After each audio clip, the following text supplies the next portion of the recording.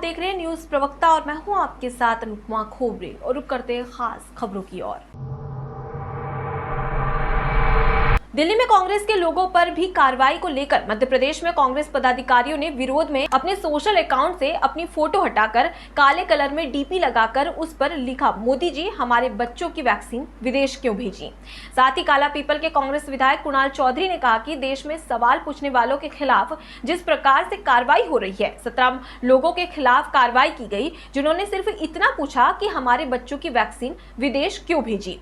क्या इस देश में लोकतांत्रिक मूल्यों का कत्लेआम करने के लिए सरकार लगी हुई है? इसके खिलाफ हम भी लड़े हैं, हम भी पूछते हैं हमारे बच्चों की वैक्सीन को विदेश भेजने का काम किया, अब हमें भी गिरफ्तार करो। साथ ही कहा कि लोकतंत्र में सवाल उठाने का जनता का हक है और लोकतांत्रिक मूल्यों का कत्लेआम करने में मोदी सरकार लगी हुई है। देश में सवाल पूछने वालों के खिलाफ जिस प्रकार से कार्रवाई हो रही है, उन 17 लोगों के खिलाफ कार्रवाई करी गई जिन्होंने पूछा कि हमारे बच्चों की वैक्सीन विदेश क्यों भेजी। क्या इस देश के लोकतांत्रिक मूल्यों का कत्ल करने के लिए सरकार लगी हुई है? स्पष्ट है, सरकार इसके खिलाफ हम भी खड़े हैं और हम भी सवाल पूछ रहे हैं कि हमारे परिवार के लोगों की, हमारे बच्चों की वैक्सीन विदेश भेजने का काम क्यों किया। आओ हमारे पे भी कार्रवाई करो, हमें भी गिरफ्तार करो। स्पष्ट है, जनता का काम लोकतंत्र में सवाल उठाने का है और लोकतांत्रिक मूल्यों का कत्ल करने के लिए मोदी सरकार लगी हुई है। जनता इसका जवाब देगी। विदिशा के सम्राट अशोक टेक्निकल इंस्टीट्यूट में 1994 के बैच के विद्यार्थी संजय अग्रवाल और उनके अन्य साथी जो इन दिनों अमेरिका में रहकर कार्य कर रहे हैं, उन्होंने इस महामारी के दौर में मध्य प्रदेश के कुछ शहरों में मदद करने का प्रयास किया है। फ्रेंड्स एमपी ग्रुप के जरिए उन्होंने आपस में करीब 40 लाख रुपए की राशि जुटाई। इनमें से सबसे पहले विदिशा मेडिकल कॉलेज के लिए कॉलेज के डीन और कलेक्टर डॉक्टर पंकज जैन से चर्चा करके कुछ महत्वपूर्ण और आवश्यक सामग्री भेजी है, जिसकी कीमत 5 लाख है। एसडी कॉलेज के प्रोफेसर संदीप सर्राफ, व्यापार और उद्योग मंडल के सदस्य राजेश जैन के जरिए ये सामग्री मेडिकल कॉलेज डीन को सौंपी गई है। ऐसा है, SATI के MCA 94 बैच के लड़के हैं 3, सुनील अग्रवाल और संजीव त्रिपाठी जी और अतुल भिशे जी।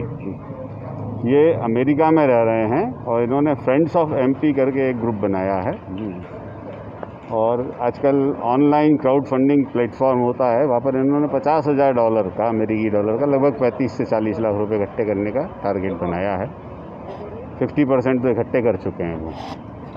और इनका ये मानना है कि मध्य प्रदेश के जो छोटे छोटे ज़िले हैं वहाँ सामग्री क्या नहीं है वो पहुँचाई जाए। और ये जो है विदिशा में जो SATI में जो बच्चे पढ़े थे कभी और अभी अमेरिका में और या फिर दूसरी जगह पे जो कार्यरत है, उन्होंने मुझसे व्हाट्सएप पे बात की कि डीन साहब आप बताइए कि आपको क्या ज़रूरत है। तो उस समय जब मेरी बात हुई थी उनसे, उस समय हमें सबसे ज़्यादा ऑक्सीजन कंसनट्रेटर की ज़रूरत महसूस हो रही थी और वर्तमान में मतलब भारत में बहुत कम जगह कहीं पे भी मिल नहीं रहे थे। हम भी सर्च कर रहे थे ख़रीदने के लिए, परंतु मिल नहीं रहे थे।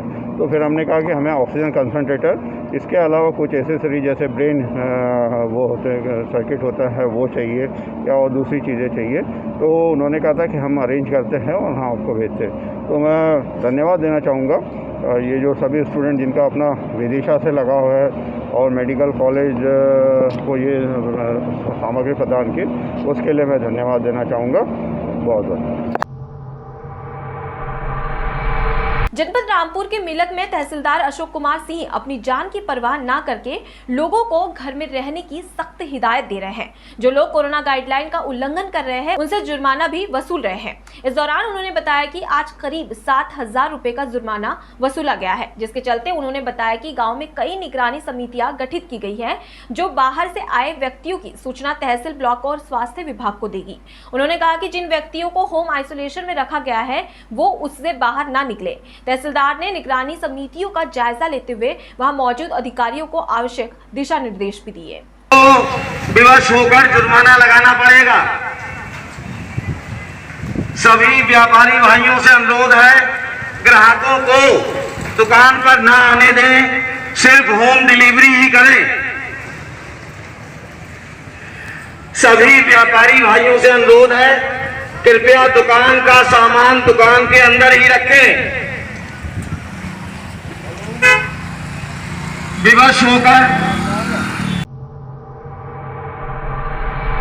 कलेक्टर के निर्देशानुसार तहसीलदार इसरार अहमद खान, थाना प्रभारी अनूप सिंह ठाकुर, पटवारी और पुलिस बल के 5 मेडिकल दुकानों का निरीक्षण किया, जिसमें पठार स्थित अभय मेडिकल स्टोर का लाइसेंस किसी दूसरे के नाम से मिला और संचालक कोई और कर रहा था।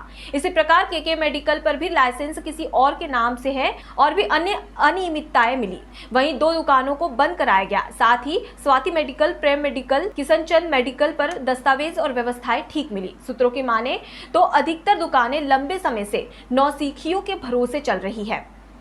इन दुकानों पर टंगे लाइसेंस किसी और के नाम से है, जबकि यहां दवाओं की बिक्री किसी और के भरोसे की जा रही है।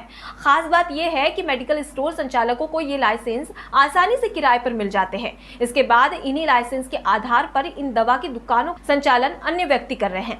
ऐसे में ये नौसिखिए आमजन के स्वास्थ्य को खतरे में भी डाल सकते हैं। किसी भी दवा दुकान पर दवाओं की बिक्री करने के लिए खुद फार्मासिस्ट का होना बेहद जरूरी है, लेकिन अधिकतर दुकानों पर नौसिखिए ही दवाएं बेच रहे हैं। कुछ दिन तक फार्मासिस्ट के पास काम सीखने के बाद वे भी किराए के लाइसेंस पर दुकान का पंजीयन करवा लेते हैं और किसी और की डिग्री के आधार पर ही दुकान का संचालन करते हैं।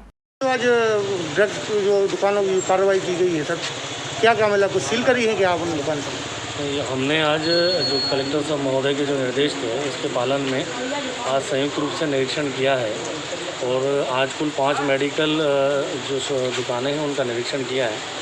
इनमें प्रेम मेडिकल, किशनचंद मेडिकल और स्वाति मेडिकल, यहाँ पे जो निर्देश हैं उसी का पूरा पालन किया जा रहा है और अच्छे से उन्होंने पूरे दस्तावेज मेंटेन है। 2 दुकानें जो अभय मेडिकल हैं उनके तो वहाँ पे लाइसेंस धारक जो हैं वो उपस्थित नहीं मिले हैं। इसके अलावा अन्य अनियमितताएँ भी हैं। इसी तरह केके मेडिकल है जहाँ पे लाइसेंस धारक नहीं है और वर्तमान में जो लाइसेंस है वो भी हमारे समक्ष पेश नहीं किया है। इसलिए जो निर्देश हैं उस अनुसार अभी इन दुकानों को बंद कराया गया है और अग्रिम कार्रवाई के लिए कलेक्टर महोदय को प्रतिवेदन दिया गया है। सर 2 दिन से कार्रवाई हो रही है। फिलहाल के लिए इतना ही। खबरों का सिलसिला लगातार जारी है। बने रहिए न्यूज़ प्रवक्ता के साथ। नमस्कार।